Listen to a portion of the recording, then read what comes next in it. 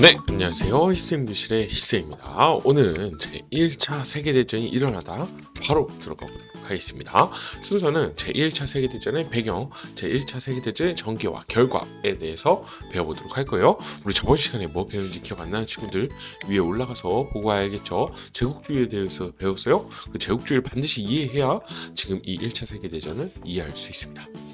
그러면 역사 바라보기인데요. 선생님이 갖고 온 건 영화 포스터예요. 1917이라는 영화입니다. 이 영화 1917 아마도 넷플릭스나 이런 데 있는 걸로 아는데 여러분들 한번 봐보시면 좋을 것 같아요. 뭐 엄청나게 막 흥미진진하고 재밌다 이러진 않아요. 왜냐면 좀 롱테이크 기법을 쓰다 보니까 좀 지루하게 느낄 수도 있는데요.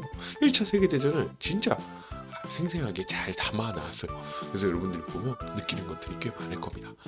이 병사, 두 명의 병사가 그 하나의 미션을 해결하기 위해 이동하는 과정에서 1차 세계대전의 특징들이 많이 보이니까 한번 보면 좋을 것 같습니다. 그러면 1차 세계대전이 왜 일어났는지부터 봐야겠죠. 제국주의 국가의 대립입니다. 우리 저번 시간에 얘기했던 그 제국주의 국가들이요, 대립을 하게 됐다. 물론 저번 시간에도 분명히 얘기했어요. 이 식민지 쟁탈전이 치열하게 되면 필연적으로 경쟁이 심화돼 전쟁이 터질 수 있을 거라 우리가 이야기했죠. 그래서 이해관계에 따라 세력을 나누어 대립하기 시작했습니다. 어떤 나라랑 팀을 먹어야 좀 더 유리할까? 서로 견제하다 보니 그런 것들을 생각하게 돼요. 그래서 삼국동맹과 삼국협상으로 대립을 하게 되는데요. 이 삼국동맹은 바로 프랑스를 고립시키기 위해서 독일이 오스트리아 헝가리 제국, 독일 바로 옆 밑에 있는 오스트리아 헝가리 제국과 그리고 저 더 밑에 있는 이탈리아와 함께 세 나라가 동맹을 체결합니다. 그래서 삼국 동맹이라고 부르고요. 이러다 보니 이 영국이 프랑스, 러시아와 이 독일을 견제하기 위해 삼국 협상을 체결합니다. 그래서 독일과 영국은 이 영국의 삼시 정책에 맞춰 독일이 삼비 정책 추진했던 거 우리 저번 시간에 이야기했죠. 이렇듯 식민지 쟁탈 때문에 식민지를 서로 갖기 위해서 유럽에 있는 열강들이 서로 엄청나게 경쟁을 해왔다는 겁니다. 이게 바로 그건데요. 여러분들이 기존에 저번 시간에 말했던 삼비 정책, 이렇게 베를린, 비잔티움, 바그다드 있는 것과 영국이 케이프타운, 콜카타, 카이로를 잇는 이 삼시 정책을 충돌하게 되죠. 그리고 이 아프리카는 영국, 프랑스, 그리고 독일, 이탈리아 할 거 없이 각국의 열강들이 식민지를 얻기 위해 쟁탈하고 있었잖아요. 또 이런 과정에 이제 삼국동맹에 이제 독일, 오스트리아, 이탈리아나 프랑스, 영국, 러시아가 한국 협상을 그것도 비밀리에 서로 체결했습니다. 이런 배경 안에서요, 또 한 가지의 상황이 있었는데요. 발칸반도의 상황입니다. 이 발칸반도가 어땠냐? 범슬라브주의와 범게르만주의가 대립했어요. 이게 뭔 소리냐면 범슬라브, 그러니까 우리 모든 슬라브들이 서로 평범한 슬라브들이 우리끼리 뭉쳐야 된다. 그리고 범게르만, 우리 이제 게르만, 대부분의 게르만들이 서로 뭉쳐야 된다. 민족주의적인 개념인데요. 이런 것들이 서로 대립을 했다는 거예요. 발칸반도에서요. 그래서 오스만 제국에서 독립한 후에 여러 민족의 독립 과정에서 대립과 충돌이 심화됐어요. 그 발칸반도는 1차 발칸 전쟁과 2차 발칸 전쟁이 있었습니다. 그게 왜 있었냐면 바로 오스트리아 헝가리 제국이 슬라브족, 뭐냐면 오스트리아 헝가리 제국은요, 게르만 민족이요. 게르만 민족인데 슬라브족 국가인 보스니아 헤르체고비나를 합병하면서 범슬라브주의를 표방한 국가들과 경쟁을 시작하죠. 그러자 전쟁이 또 터졌어요. 발칸반도에서 여러 번의 전쟁을 터지면서 서로 영토를 차지하고 민족들 간의 대립이 있었다는 겁니다. 그래서 유럽의 화약고, 언제든지 불이 떨어지면 터질 수 있는 곳이라는 화약고라는 의미로 발칸반도가 있어요. 이 루마니아, 몬테네그로, 세르비아, 불가리아, 그리스 이렇게 나누면서 기존의 오스만 제국에서 독립하면서 이 나라들 간에 더 심한 분쟁들이 있었다는 겁니다.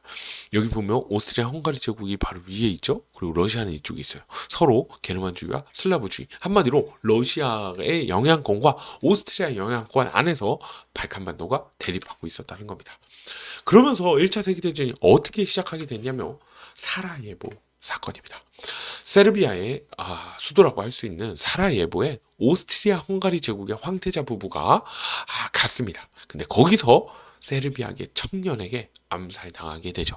세르비아는 슬라브계입니다. 이 슬라브계 청년에게 오스트리아 헝가리 제국은 게르만 제국이죠. 그렇기 때문에 게르만 민족의 황태자가 죽게 된 거예요. 오스트리아는 절대 가만히 있을 수가 없죠. 그래서 세르비아에게 전쟁을 선포하게 되죠. 그러니까 세르비아는 러시아에게, 같은 슬라브족인 러시아에게 도와달라고 요청을 하게 되고요. 러시아가 참전하게 되니 오스트리아는 독일에게 참전을 요청하게 됩니다. 그러니 아까 나왔던 삼국 동맹과 삼국 연합이 같은 동맹들의 전쟁이 터졌기 때문에 자동적으로 참전하게 됩니다.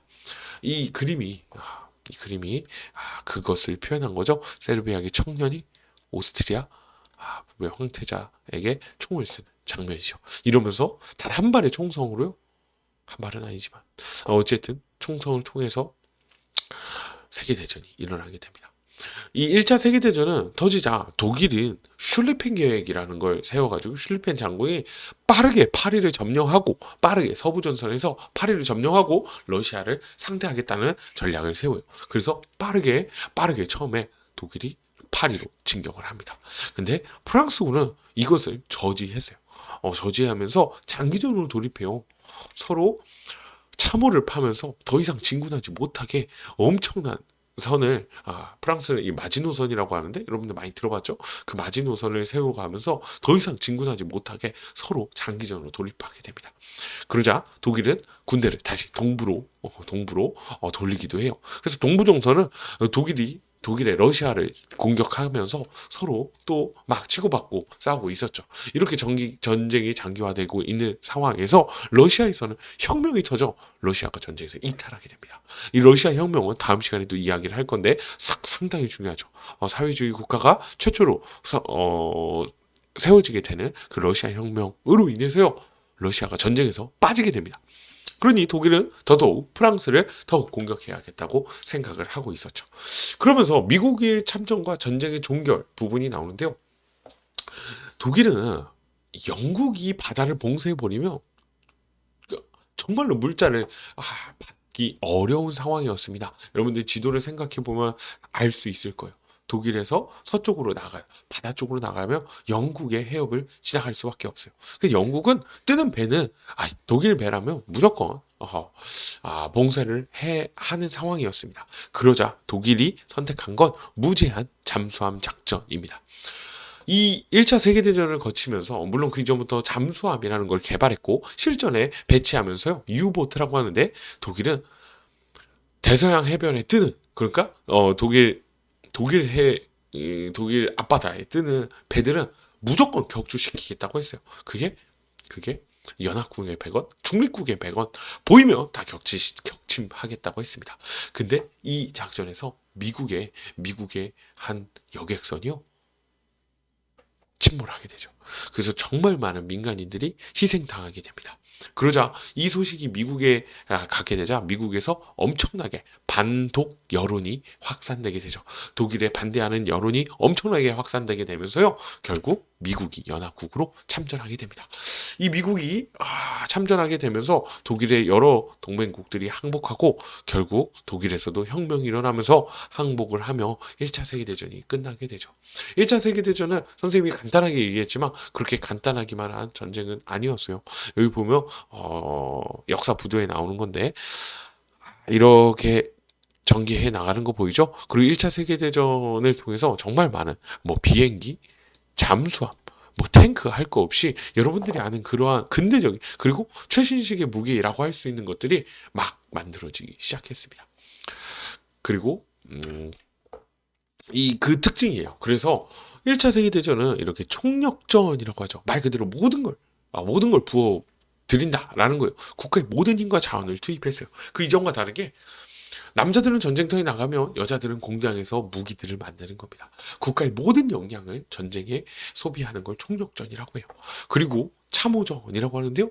굴을 파가지고 독일에서 기관총이 개발돼서 앞으로 나가면 그대로 다 죽는 겁니다. 기관총 알죠? 연속으로 정말 많은 총들을 하면서 수십만의 장병들이 희생당하게 돼요. 그러니까 더 이상 앞으로 나아갈 수 없으니 굴을 파가지고 총알을 피할 수 있게끔 참호를 파게 되죠. 그 참호를 만들고 이러다 보니 앞으로 서로 나아갈 수가 없는 상황에서 신무기들이 대거 등장합니다.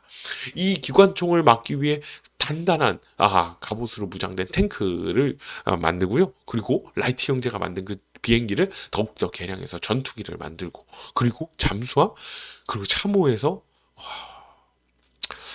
많은 사람들을 죽게 만든 독가스까지 등장하게 되죠. 화학무기죠. 이 생화학무기로 정말 많은 사람들이 희생하고, 그리고 독가스로 인한 희생은 단순히 죽음 그 이상이죠. 고통이 어마어마했다고 하죠. 이렇듯 1차 세계대전은요, 정말 많은 과학과 기술의 집합체고 많은 것들이 발전하게 됩니다. 이건 총력전을 나타내는 그림이에요. 공장에서 엄청난 대포를 만들어내고요. 여성도 이렇게 총알을 만들고 여러 무기를 만드는 공장에서 일을 하게 됩니다. 그리고 이거는 오른쪽에는 참호입니다. 이렇게 굴을 파가지고 여기 위에 총알이 날라오는 걸 막을 수 있겠죠. 그러다가 돌격하면 여기서 올라가가지고 막 하는 거죠. 그럼 반대편도 역시 참호 안에서 이렇게 총만 내놓고 쏘겠죠. 왼쪽에 보면 이 사진은요, 어마어마한 대포와 포화로 인해서 나무가 다 아무것도 없어진 현실을 볼 수 있고, 탱크, 그리고 초기의 전투기, 그리고 여기는 기관총과 방독면을 쓴 병사들, 그리고 구축함 같은 것들을 볼 수 있습니다. 1차 세계대전은요, 여러분들이 상상하는 것 이상으로 정말로 많은 사람들이 죽게 됩니다. 댓글 이벤트에요. 1차 세계대전이 벌어진 이유, 과연 어떤 인간의 욕심 때문이었을까? 여러분들의 생각을 한번 적어보면 좋을 것 같습니다.